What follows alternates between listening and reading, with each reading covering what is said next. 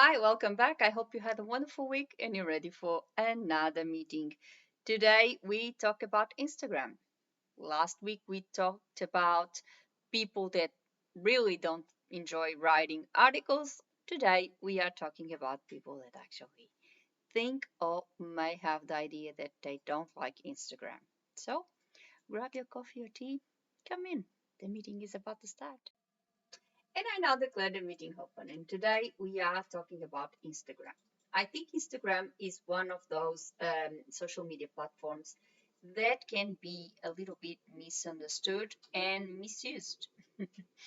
I know I had a lot of misconceptions about Instagram, and if there is something that I truly regret, is that I didn't create an account on Instagram earlier than I did because of those misconceptions. To start, I think a lot of people, I would even say most of people, think that Instagram is, a very photo focused platform um, that it's all about photos, it's all about the influencers, it's all about um, showing the places you go, what you eat, the products you use, and all those things. Yes, we know that a lot of that sort of content can be found on Instagram, but also in other platforms as well. But there is other content on Instagram, and these days, um, all companies have a presence on Instagram because they all know the importance of Instagram and they all know that everyone is there. And if they want to be found, um, having an account or having a profile on Instagram would be a great way to start. Um, Unfortunately, that's not the perception of most of us, including myself, unfortunately, and that may lead to sometimes people thinking, oh, well, Instagram is not for me. Um, I'll rather choose LinkedIn or I'll rather choose Facebook or something else. Well, the fact is, and we know it, Facebook is in decline because of all the negativity that we've experienced in the last couple of years, all the misinformation, etc., etc. People are staying away from Facebook, and other platforms are actually becoming more and more popular. And I think Instagram is one of them, and it's one of the platforms that actually is a great avenue to create great content, creative content that um, it's not just for those who are showing whatever beauty products they use or where they go on holidays and this and that.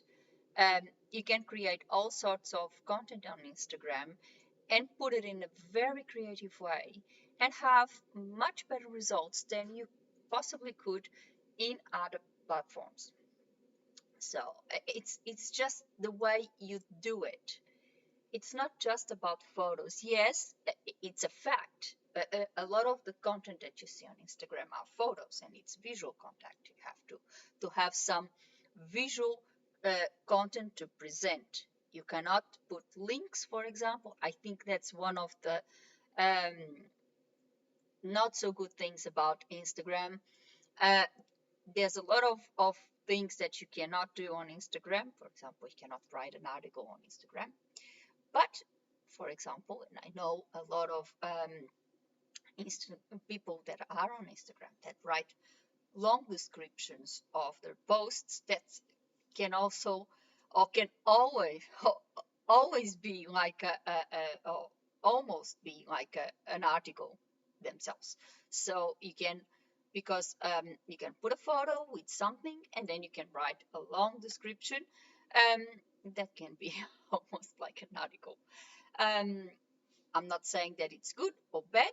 I think it's effective because a lot of those users have lots of following and people read what they write. So I'm not saying it's uncommon and it's not a good way of doing it. So it's just to exemplify the options out there for Instagram that people may think don't exist. For example, in the case of translators, and that's what we are talking about, since I am a translator and this channel is obviously um, dedicated to the translation industry because that's my industry, that's what I work with, and it's for my colleagues. I think, for example, we can use videos, we can use um, photos, we can use polls, we can ask questions to people, we can do, I don't know, we can put a little image of something. We can write a poem or a quote from a poet, just like what I said last week for people that don't really like to write articles and use other ways of showing or showcasing their skills.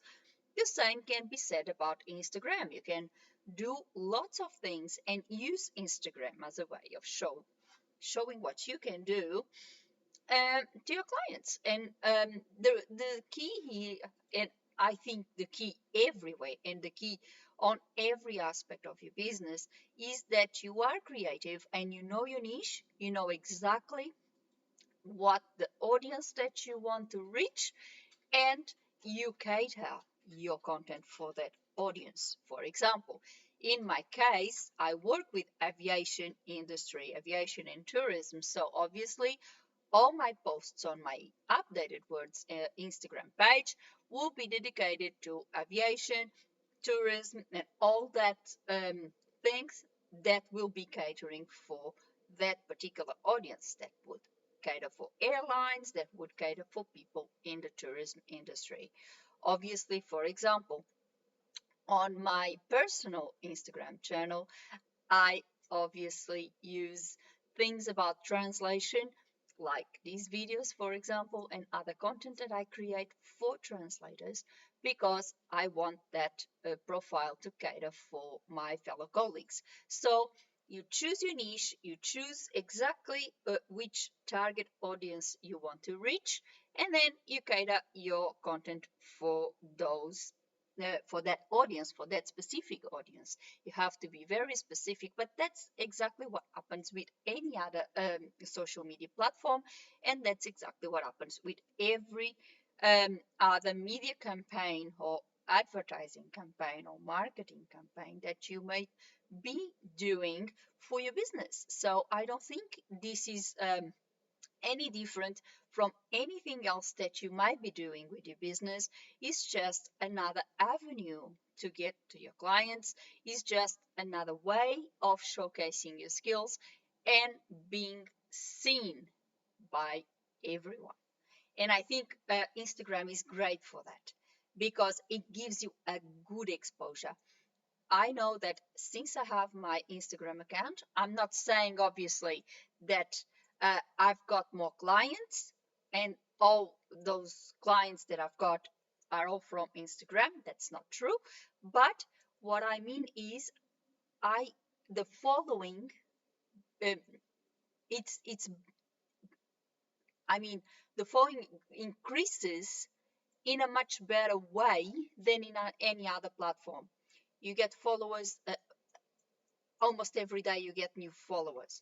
That doesn't mean they will translate in clients. I know that. But that means that if you have more people following you, obviously the people that follow them, they may see what you do, because if they put a like on the things that you do, or if they visit your page, or if they do something in your page, it may be seen by their followers.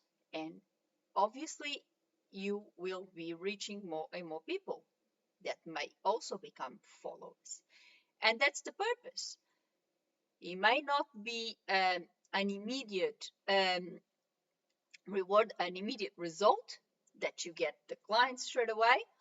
However, it may give you a much greater exposure, and that will eventually, or may eventually, translate into clients. So please don't put off Instagram like I did, and I say it, I did, because it's honestly it may not be a bad idea. It is not a bad idea at all. It is a very good idea. And these days, I would say that every business should be on Instagram because it is, um, in my view, the most important social media platform at the moment.